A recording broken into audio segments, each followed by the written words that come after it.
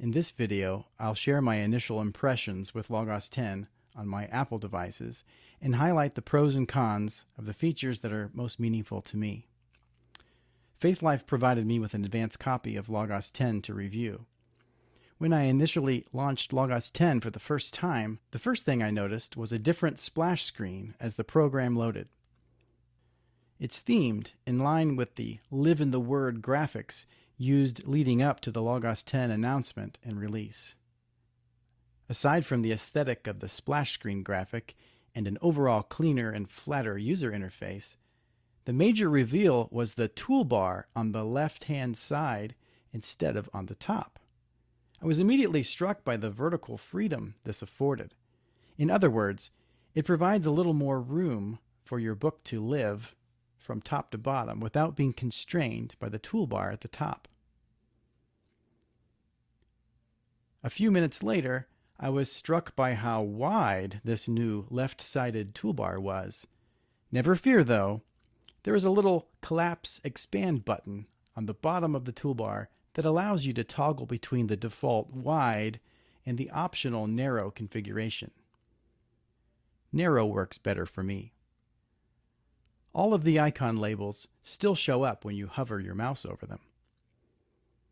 I found that the toolbar can be reconfigured in the program settings to be on the top, as in earlier versions of Logos. But I decided I should try out the new configuration. It takes some getting used to.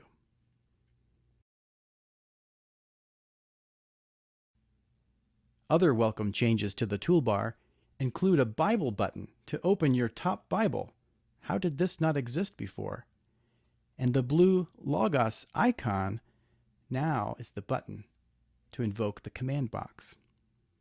If you have a large library of printed books and believe they should somehow magically be available to you in Logos, then you have unrealistic expectations.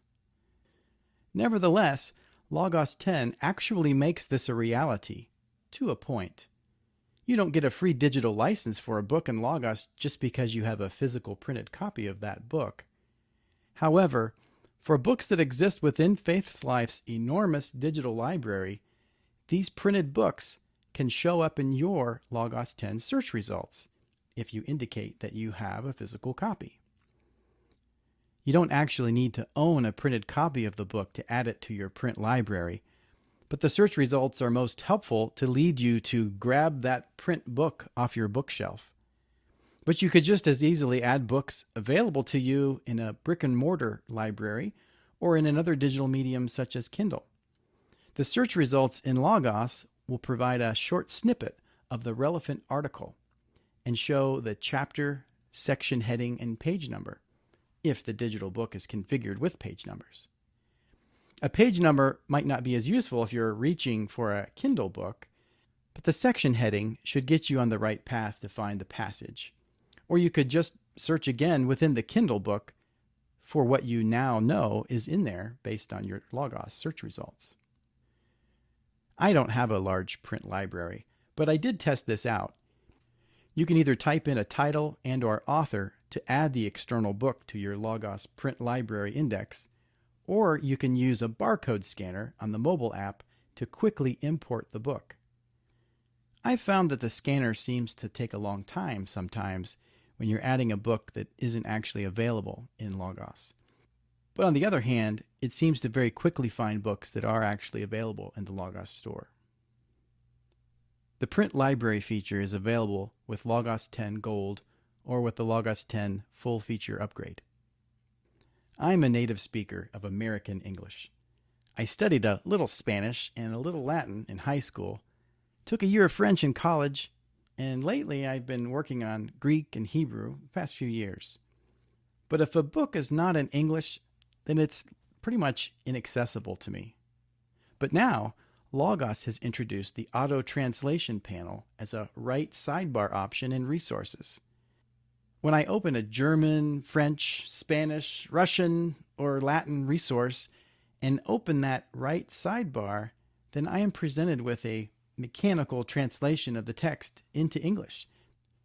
This translation is provided through a partnership with Faithlife and Google Translate or DeepL. I've tested it out, and the English output is easily comprehensible. This is a feature I didn't even know I wanted. For those working in bilingual environments, this will prove to be a powerful tool. Translation is available on desktop with Logos 10 Gold or Logos 10 Full Feature Upgrade. It's available on the web app with Starter and above, and it's available on the mobile apps with Silver and above. There are usage limits on this feature. I've been running Logos 9 on a 2018 MacBook Pro with an Intel i7 processor and 16 gigabytes of RAM, and also on a 2020 MacBook Air with the M1 processor, but only 8 gigs of RAM. Both of these computers have run Logos 9 very well, although certain functions have been noticeably slower on the MacBook Air. Part of that can be accounted to the fact that it has half the memory of the MacBook Pro, and part of it has to do with the fact that Logos 9 was designed to run on Intel processors, and my MacBook Air has to run Rosetta 2 in macOS to translate the Intel-based software for my ARM M1 processor. I was hoping Logos 10 would be written to natively run on Apple's M1 and M2 processors, and I was not disappointed. Both of these computers run faster now. But now the MacBook Air actually runs Logos 10 faster than the MacBook Pro. Indexing has always been the slowest part of Logos, and it is much, much faster in Logos 10. When dark mode came out in Logos 9, I had already been looking forward to it and was pretty excited to see it actually introduced. But one disappointment was that you had to restart the Logos 9 application when changing from light to dark mode in macOS. Another disappointment was that things would print weirdly from dark mode in Logos 9. Black text prints in a super light gray when you're printing from dark mode. I was unpleasantly surprised to learn that neither of these shortcomings have been addressed in Logos 10. So prepare yourself to take a moment to close and restart Logos when transitioning from dark to light mode and vice versa. Of course, after you restart Logos like this, you can click on the Layouts button and select the top snapshot labeled Application Closed to pick up where you left off.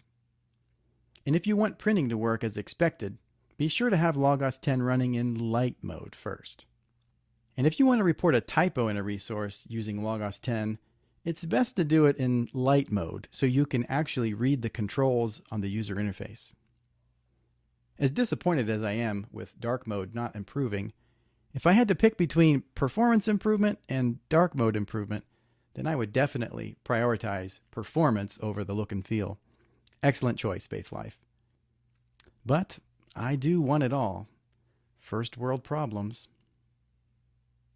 The mobile app for Logos on iPhones and iPads has never been equivalent to the desktop software, but it's getting a little closer in Logos 10. The layout system is improved, especially for the iPad, since there's a larger display to work with. You can now set various panels to link sets A, B, or C, or set a resource to follow only to keep your layout organized and synchronized.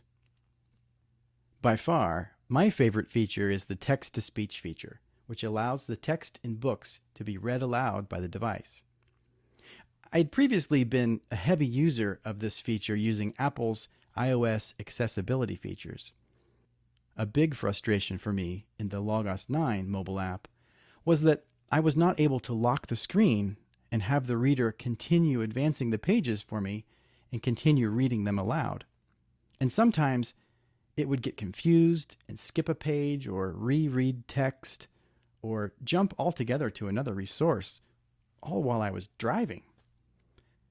Now, the integrated read aloud function in Logos 10 on iOS and iPadOS functions as media.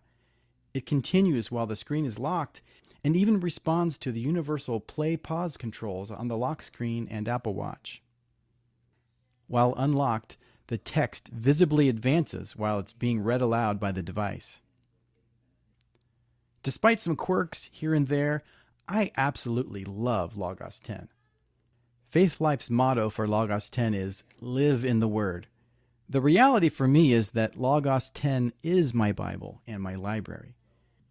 I don't use leather or papyrus scrolls, despite many saying, There's nothing like the look and feel of a paper book. I don't do well with paper books. I live in the Word through Logos 10. If this review was helpful to you and you're interested in upgrading to Logos 10, please use my affiliate links below.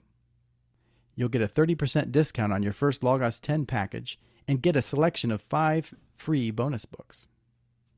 And if you're looking to save money and you're already happy with your library, you can purchase the Logos 10 features without additional books at a lower cost. You can consider buying a feature upgrade.